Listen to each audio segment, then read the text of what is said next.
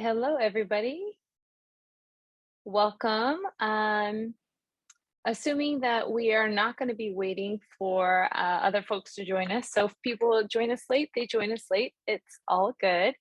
Hi, my name is Sumoha Min, and I am going to be doing a little bit of dual screening. So if you see me looking this way and you're seeing the side of my face, it's because this is where my actual screen is, to be able to navigate the slide deck and the things that I want to share with you today. So let's go ahead and jump in. I'm going to put into the chat feature my.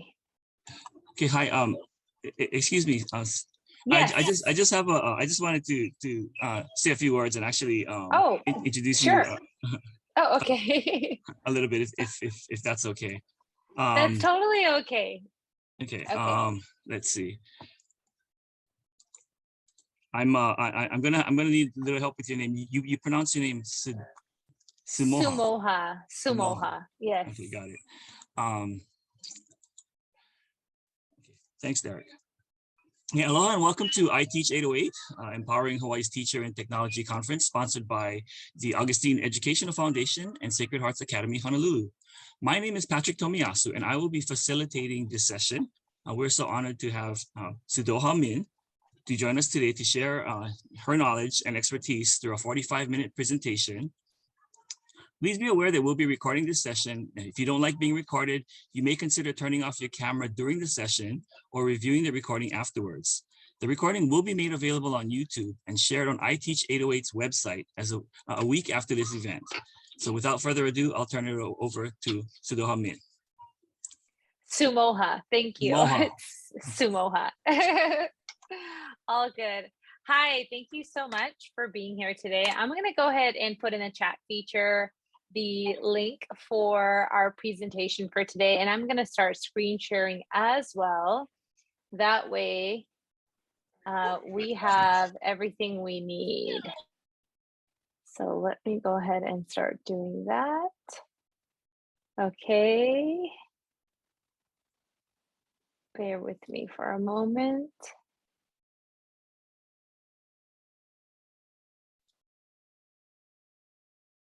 Okay, let's go ahead and do that. And we'll start up here. Okay, so as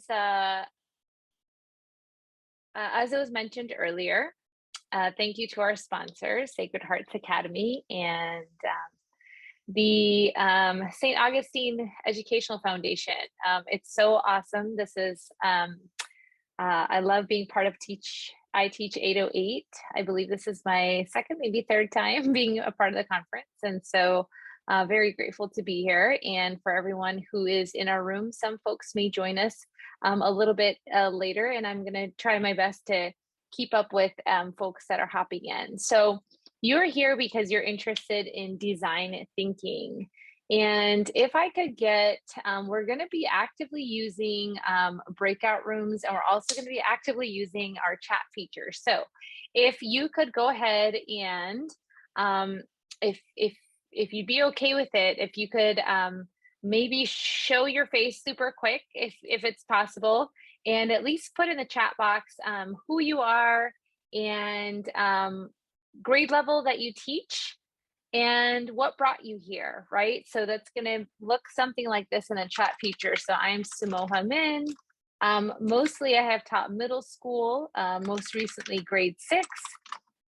And I'm here because I love design thinking, and it totally changed applying design thinking into my classroom and bringing it into my classroom as a means to guide student learning completely changed who I could be as a teacher. And so that's why I'm here. And if folks could go ahead and put that in the chat box, that will help us get quickly acquainted, as we are going to be chit-chatting with each other.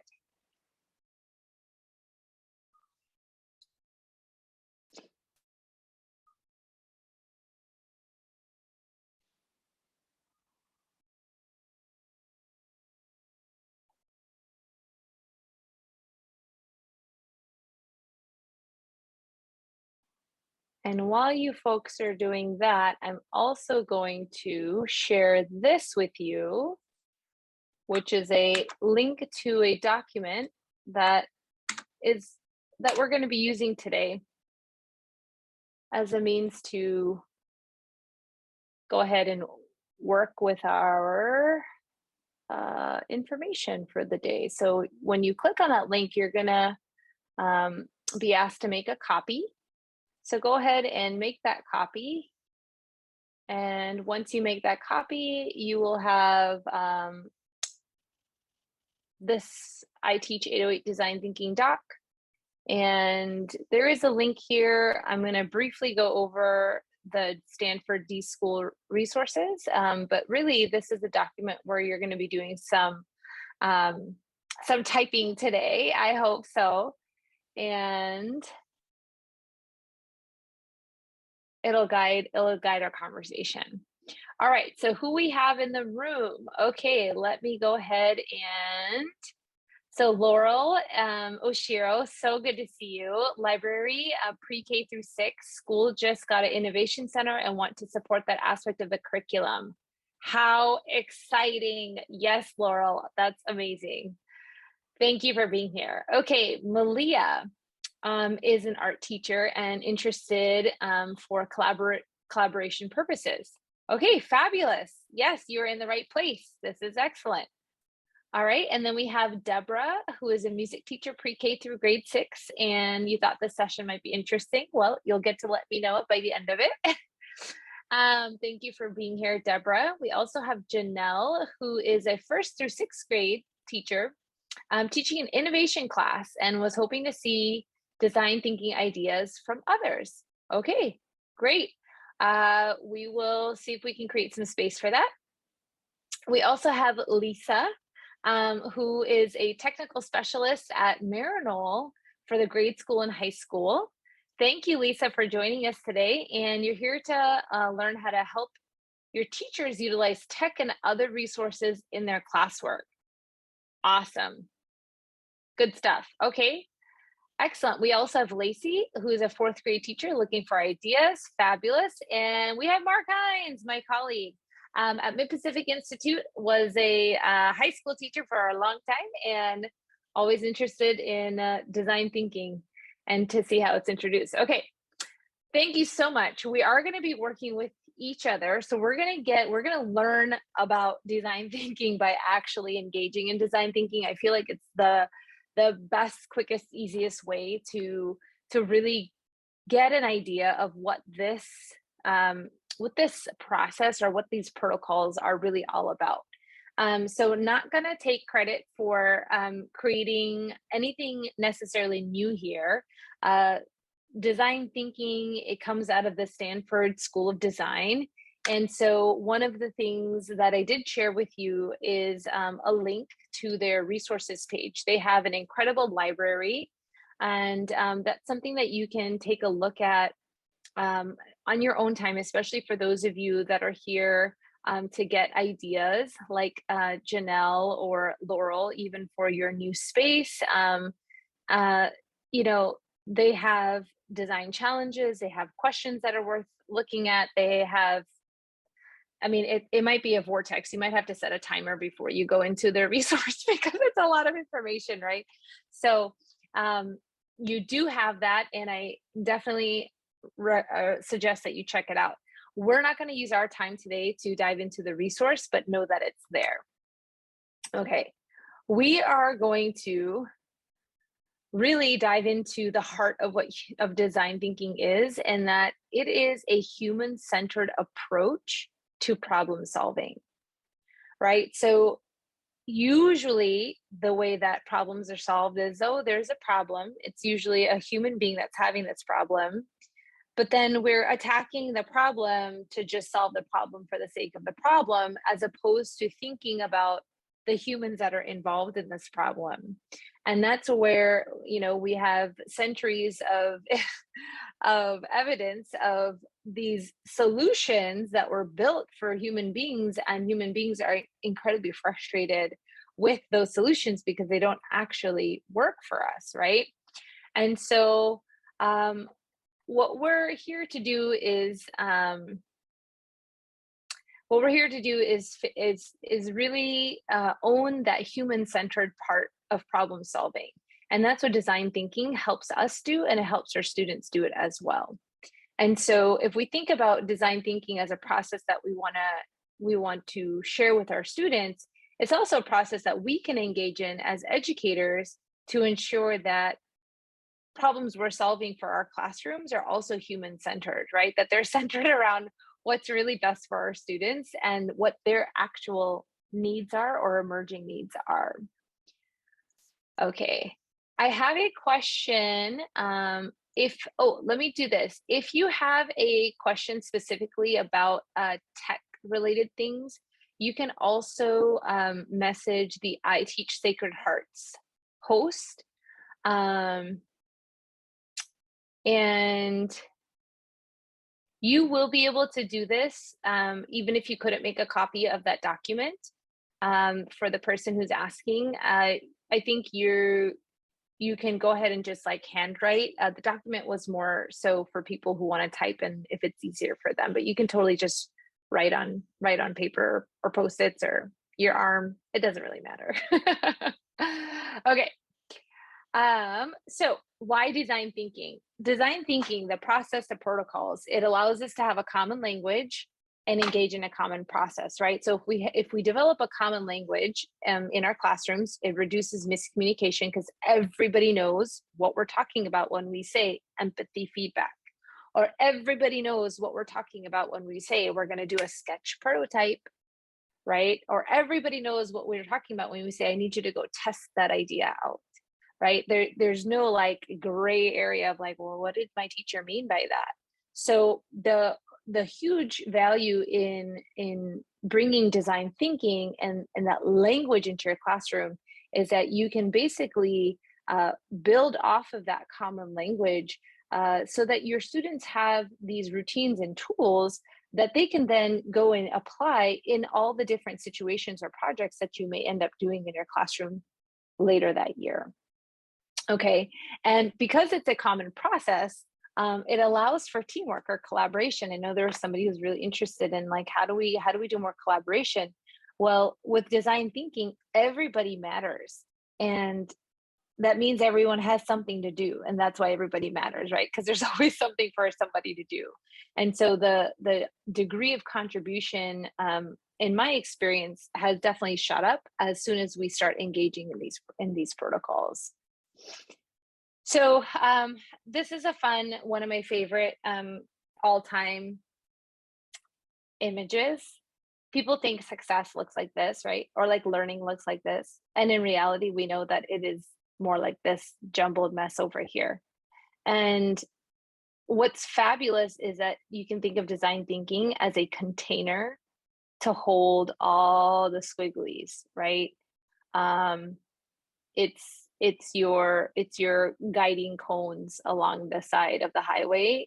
It keeps you on the road, but you can swerve and go in loop-de-loops and do donuts because sometimes that's what you need to do when you're trying to solve authentic, real problems.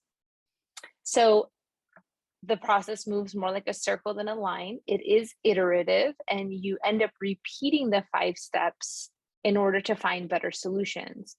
How often you repeat the steps, in what order you repeat the steps, as you become more familiarized with these steps, you can kind of hop around and you can popcorn from step to step depending on the problem that you're actually trying to solve. So creating something that understands a human need before developing a solution. I have this short video. I am going to play it because it is a wonderful video, and I hope the sound works off of my computer. Let's see if I can. Give me a quick moment. Let me get that. All right, I'm gonna need a thumbs up if you're able to hear this. Yay. When you look at what actually connects us as human beings, it's this need and motivation to find happiness and joy in our lives. You want to laugh, you want to play. My name is Jessica Osmitiana Idoni Matthews. I'm 26 years old, and I'm the co-founder and CEO of Uncharted Play.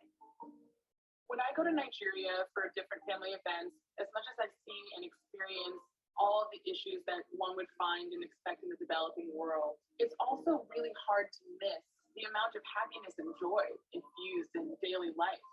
This inspired me to really rethink the function of fun and whether we can use fun as more than just a mere distraction, but as the core platform from which we seek to address social ills.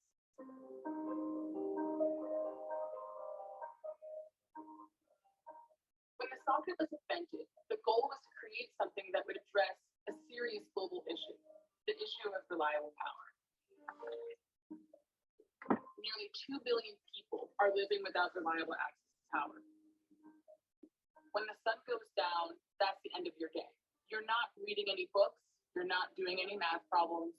If you think about how many hours a child loses over the span of a year, and you compare that to the rest of the kids in the world who do have access to power, you start to see how you can be left out on that path towards creating the world that you want. This is a socket.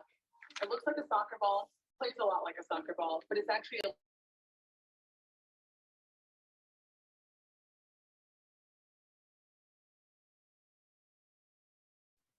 I think the sound just went out. The pendulum turns the generator, but then powers up the battery. After 30 minutes of play, you can get over 3 hours of clean, renewable light. So the idea here is we're providing a platform for play to make the journey towards the solution that much happier.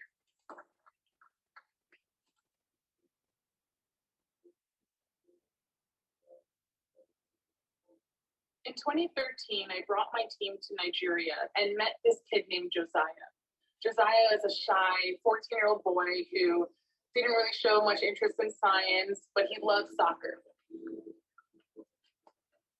We showed him the socket, and when we came back a few days later, it was unbelievable what he had done with barely any resources. He went to the dump to get extra parts, LED lights and batteries and wires, and had created larger lamps for his family to use.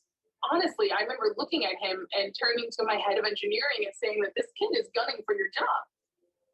He found his genius in electrical engineering. He now believed that he had the ability to make a difference in his community and in the lives of all of his friends and family. There are so many brilliant people in this world, and simply not enough people telling them that they're brilliant. We want people to realize that with a willingness to play, that they can invent something that makes a difference in their life.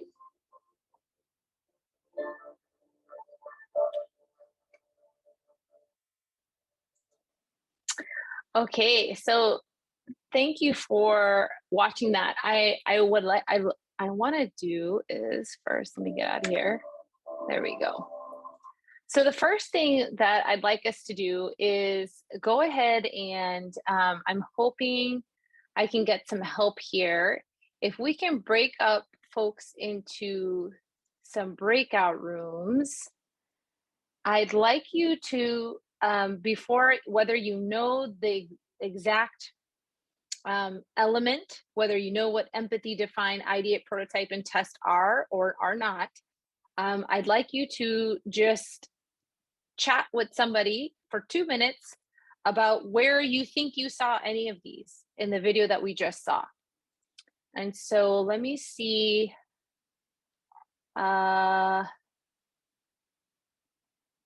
Tech person, are you able to help me? Is it Derek? I'm so sorry. I'm totally blanking on your name. I'm sorry. No, this is Patrick. Patrick, are you able to help me with breakout rooms? That wasn't on my menu for today, but let's see. I think we can. Did you want to let the participants choose their own room, or did you want us to kind of assign them? Let's just assign them to make it easier. Yeah. Sure. Okay. Well, let's do the automatic function. Okay. Here we go. So let's see.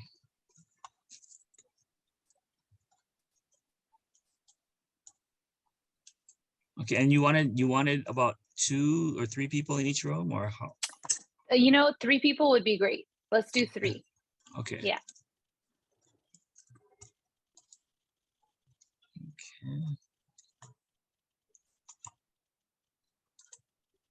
Okay. Thank you, Patrick. Sorry, this is just taking me just a little bit. Let's see. I've moved a few, moved to room 3. This person to room 3. Okay. And we have I guess the people who are in this room now are there's 2 in you. So Okay, great. will that work out? Yes, it does. Thank you. So we're just going to do a quick one. We're going to see how it works out. Okay, so if everybody could hop in a breakout room, and thank you, Mark, for putting that in the chat feature. We're looking for where you saw these elements. Okay, your best guess about these elements.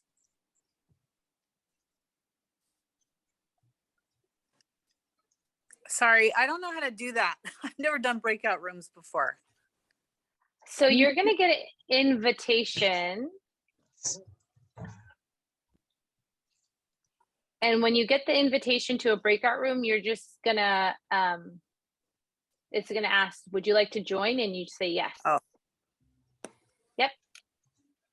Got it. There we go. Yep. Okay, so go ahead and join.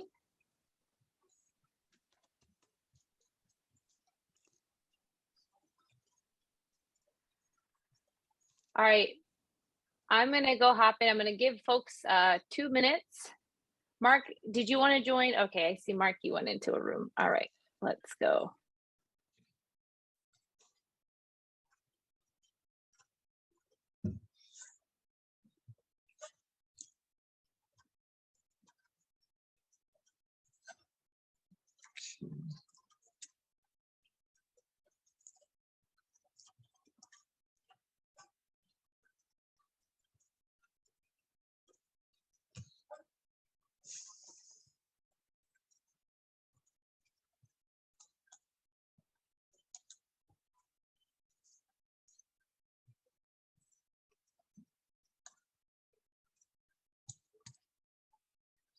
Okay.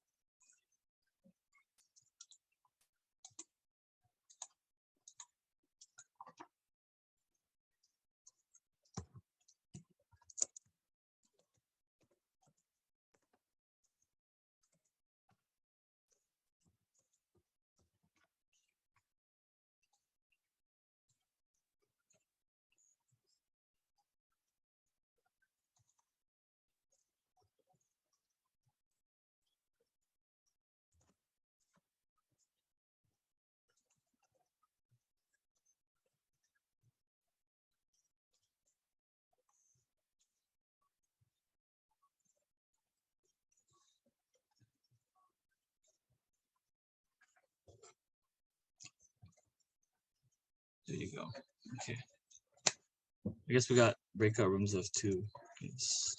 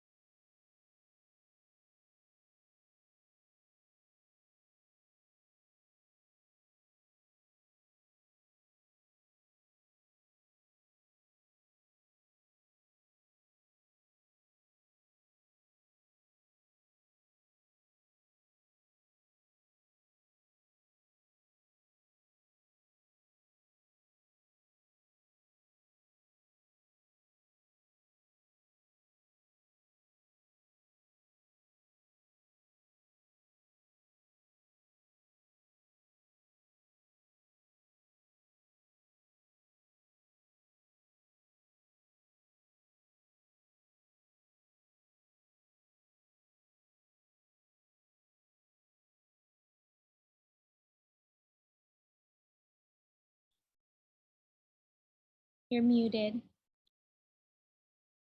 Thank you so much for letting me know that. Awesome. I hope that that was helpful. I am recognizing that in the interest of time, I'm going to start moving through our presentation with a little more speed. And that is so that we can get through to the end of it, and we will try to interact once or twice more. Hopefully it'll work out. So I'm going to provide you another example, another provocation. So what I would have you do is take a few minutes, and I want you to, we're just going to think about it, what you think this girl's need is, right? And you can type it in the chat feature. Just what as you look at this picture, make the best guess, 30 seconds. What do you think she needs? And go ahead and type it into the chat box, or you can even come off of mute and just speak it. What do you think she needs? Okay, being able to reach all book options, great. She needs inches. Okay, she needs a stool. Yep, step stool. She needs a ladder, right? She needs to access the books on the shelves. Okay, great. Yeah. So part of what design thinking really supports our students and us in doing is to be able to observe, to look for what's obvious and look for what's not obvious, and also to be able to immerse ourselves in the life of our end user, right? To be able to really put ourselves in somebody else's shoes. So when we think about empathy, we're really thinking about lending that sense of connection between us and somebody else, and somebody else's experience, and being able to find how that connects to somewhere within ourselves, right? We want to feel what someone else feels. Maybe we want to walk in their shoes. We want to challenge our assumptions. Empathy allows us to really find out, do we know, or maybe we don't know. And it also supports us in when we ask questions and listen, right? That is one major way to engage in empathy. So I would say, of all the parts of design thinking, the step of empathy really runs through each of the other steps in the process. And so a big part of empathy is that we could assume, oh, she needs a step stool, she needs to reach a book, she needs access to the information that's on that top shelf.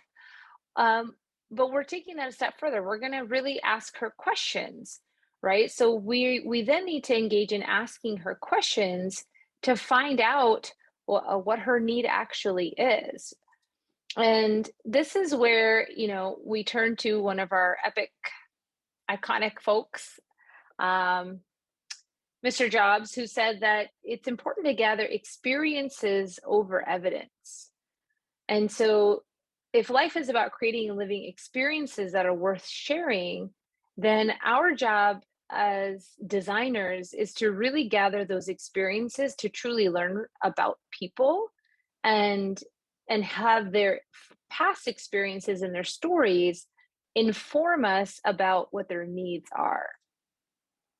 So one way to extract stories or to really engage in empathy is to start with a prompt. Tell me about a time when, right? So maybe one prompt we say to this young gal is, oh, well, tell me about a time when you needed information and you didn't have it. Well, tell me about that time. And then you give the time and space to actually listen to that story, right? Because it's going to trigger having to go back and think about, what was the time that I needed something or information and I couldn't find it? And what was frustrating about that, right? Or, oh, what was that? What was important about that experience?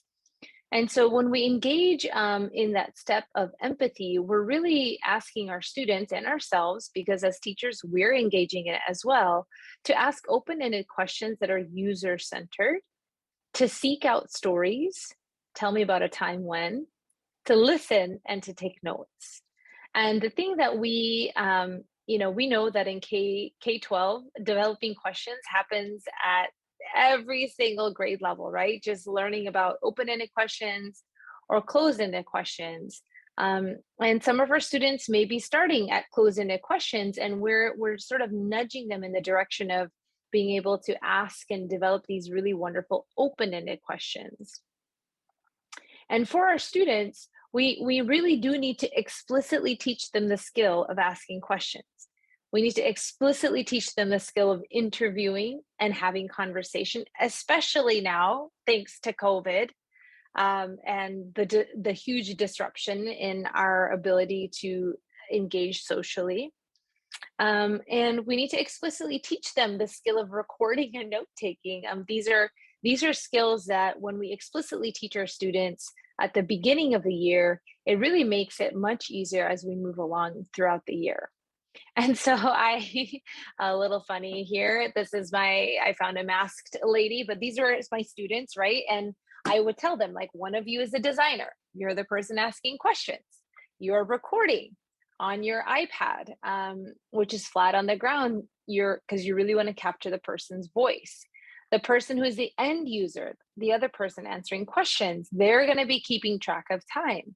And so this is like really teaching them how do you sit? How do you use your equipment? How are you going to set up in order to have success in the interview process? And empathy, the way that I did it in my classroom was that we did it in two ways. We actually engaged in empathy interviews, which was to generate a general understanding of your end user. And then we engage in what I called empathy feedback. And that's where you seek out feedback on something that you've started to design for somebody else. So we're going to skip this, but I want you can practice it with yourself right now, right? Is what are you wishing for more of in your classroom with your students? And so you can start an empathy interview with any kind of question. It can be any sort of provocation. It could be a picture even to say, well, what do we think about this? And then you have students interview each other about that picture. Well, what do you think about that? Well, tell me about a time when that happened, right? And so there's a lot, you can embed interview and practicing empathy interviews for really small instances throughout your class. It doesn't have to be like for, like a interview project or anything. And another thing that helps is to start providing them graphic organizers. So here's an example of an empathy chart. After I conduct an empathy interview that ideally I have been able to record, then to give students time to actually go back and listen to the interview again. And as you're listening, now you pick out your quotes and defining words. Now you pick out those thoughts and beliefs that you can start to interpret about your end user. Were there actions or behaviors that they specifically shared about that you could identify, right? Do they have feelings and emotions that presented themselves during that interview? And sometimes these charts at the beginning are very few words, right? They're starting out. What's really neat is to see that by the end of the year, these charts become robust with notes because they have really grown in their ability to actually interview people and listen and capture what they're saying, right? They just get better at asking questions and having conversations because you built in time for them to actually explicitly do that with their classmates.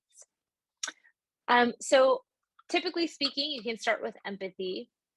You could start at any point, but I just say start with empathy. And then you go into define, right? And part of this is where now you're doing the thinking part. You're asking, based on your interview, you're defining someone's needs. What is important to them? What might they need? What might they like or enjoy? Right? So if I have students who are going to be designing, I had students design an obstacle course, for example, for their peers. What's important to them in an obstacle course, right? What are they going to need in order for them to get what's important to them? What are they going to like or enjoy about an obstacle course? And to really be able to capture those details about what somebody else wants, what somebody else likes, and what's important to somebody else instead of just you. And then being able to come up with an actual like statement, right? Andrew needs a way to enjoy a gift that doesn't take up too much space so he can think clearly. if I was designing a gift for somebody. Another example, so this is fun for our English teachers, right? Joyful Jenny needs a way to access brain research because, right, and the insight that I have is that, oh, she shared with me that someone in her family is suffering from a brain injury and she wants to understand the condition. So that's what she actually needs. Yeah, she needs a step stool. Yes, she needs a book, but really what she needs is access to brain research, right? Or another insight could have been that she welcomed a younger sibling to her family and her parents keep talking about the developing brain of a baby. And that's what she really needs to understand. Is what is this developing brain of a baby all about that my parents are raving about? And so you can have your students actually start getting clear about defining the problem, right? So this is where you're defining the problem. Instead of saying, oh, she needs a step stool, which is what we can assume very easily when we first look at this, we realize that after engaging in a conversation with her, that her need is actually something much deeper.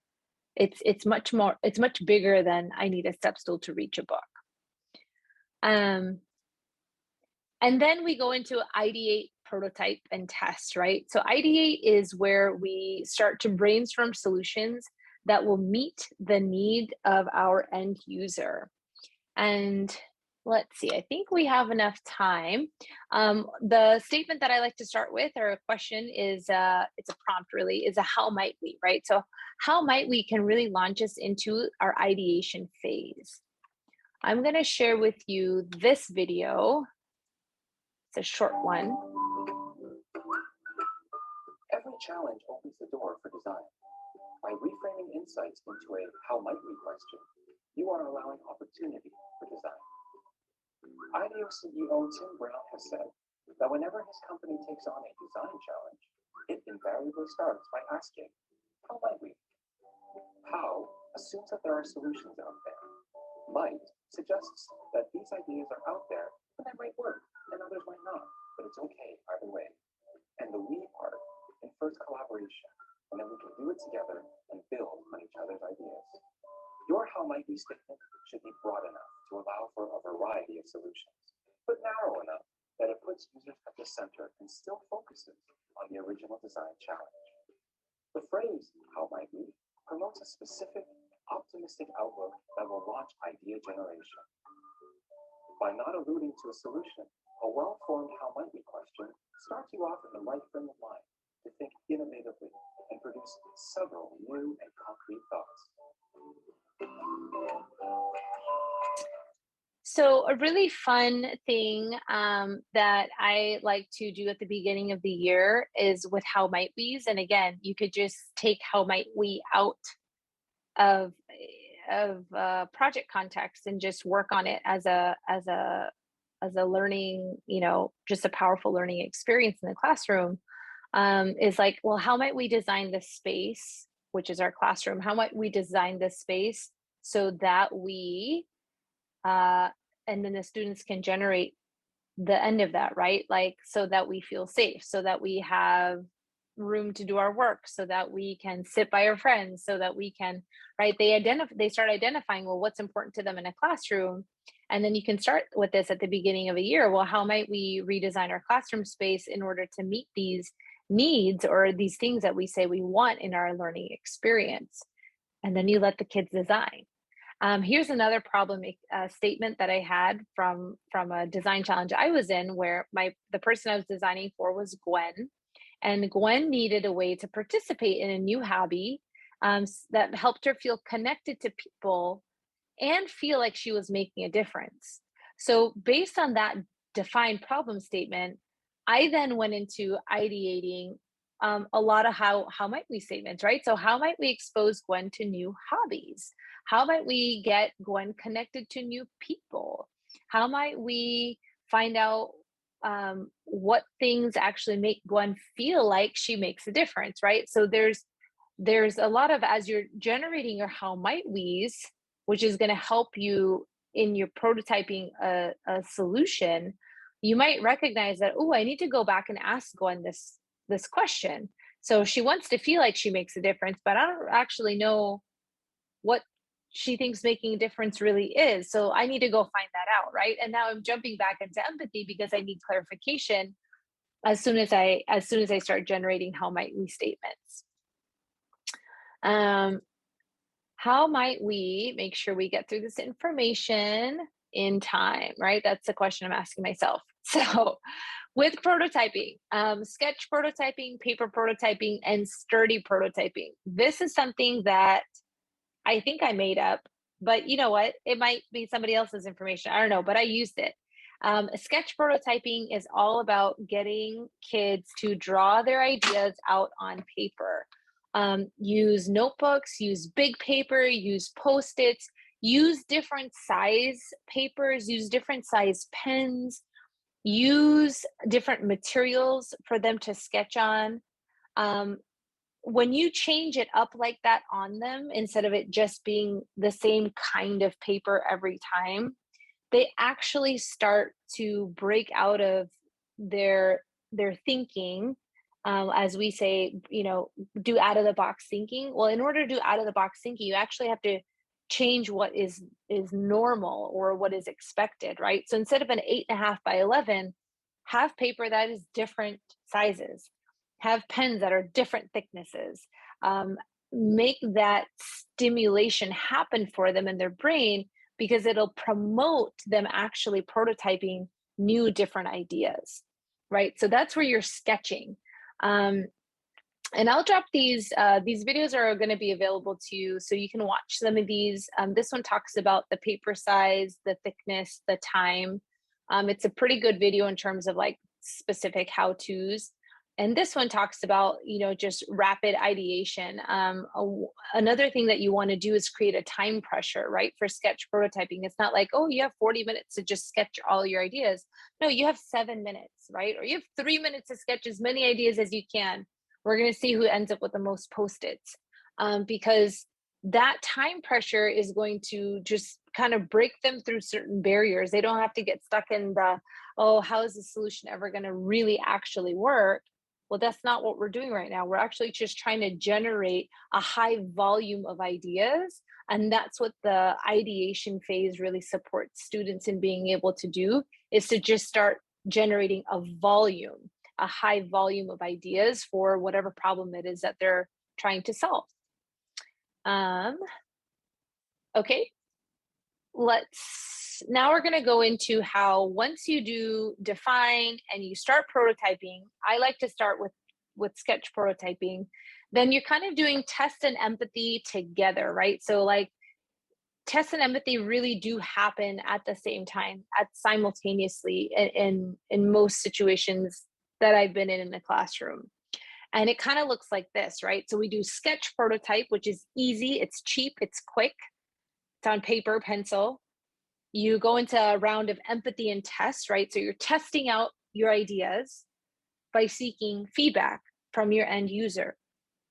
Once you get feedback from them, then you refine your ideas and you build a paper prototype. So that's a prototype where you're actually taking paper and manipulating with your hands. It's something you can hold. And then you go back and you engage again with that end user and you say, okay, so I built this. Now tell me what you think. And you get feedback again. And that is how you test your ideas, is you're getting feedback. And based on the feedback you get, you then go and build a sturdy prototype. So that might be where like I actually bust out tape or cardboard and glue or some more building materials, wood, and then they build a sturdier prototype, right? So instead of a paper one that we can kind of crumple and throw in the recycle bin, this one actually has some weight to it. And this process again can be done. You could actually just do this for a project, right? Or for a lesson that you have, in terms of whether it's redesigning the classroom, sketch your classroom, make a paper prototype of it, now build a small little sturdy prototype of your ideal classroom. And that's what they end up doing.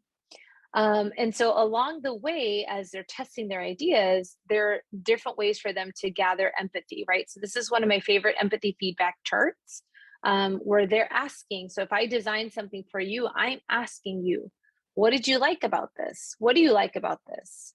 What are you wishing for? What do you wish was on here or included that's not on here or included? What ifs is really their ideas. Do you have any ideas that you want to give to me on how I can make this better? Like, oh, what if you added this over here? What if you took all the desks out? You know, what if the room just had no desks? Wouldn't that be cool? And then wondering, right? Like, really, what are they wondering about whatever it is that you've been designing for them? And again, I teach it explicitly. So we will say, okay, designer, you're going to say, tell me what you like about what I made. And end user, you have 1 minute, and every sentence starts with, I like that you did this. I like da da da da da. I like da da da da. And then I'm kind of like, I walk around and I make sure that that's what I'm hearing for that 1 minute, to help them build a habit of starting with, I like, I wish, what if, I wonder. Okay. Another template that I've used, this is more like towards the end of the year, is what worked, what could be improved upon, what questions do you have, what ideas do you have, right? Very similar languaging. But sometimes when I ask kids at the beginning of the year, like, hey, what do you think worked about that? Some of them are like, well, everything worked about it, right? Like they kind of struggle with that. So that's where you do have to explicitly provide them some other questions. What made them go, oh yeah, or what about this makes you smile? What about this do you like, right? So there's this a fun video about paper prototyping and how you can do that. And we would be practicing, but I'm gonna hop through this. So basically, I'm showing you the templates, right, of like what my students would actually be doing with whatever it is that they end up designing. So when my students were designing an obstacle course, they sketched their obstacle out.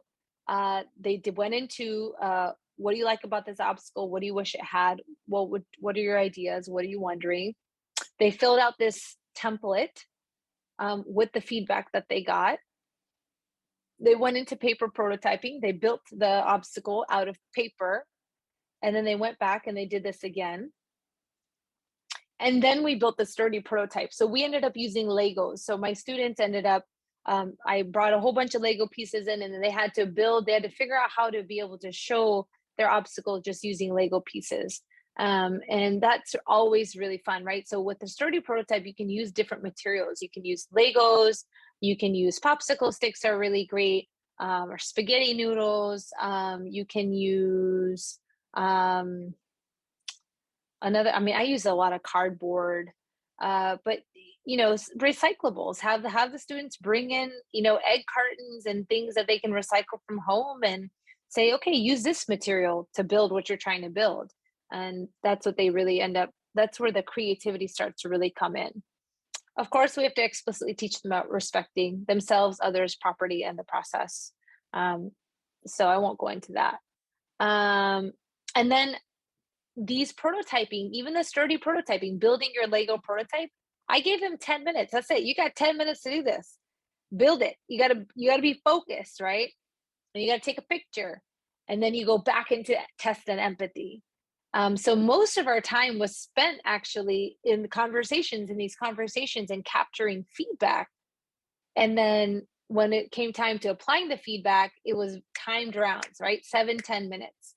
And at the beginning of the year, I would give them more time. But then as the year went on, like we were down to like 7-minute paper prototyping rounds, because it's like, you guys know what to do. You know how this works. Like, just go do it. And again, that time pressure really prevents the dilly-dallying around that always happened in my classroom if I gave them too much time, right? I had middle schoolers. So again, just to remember that it moves in a process.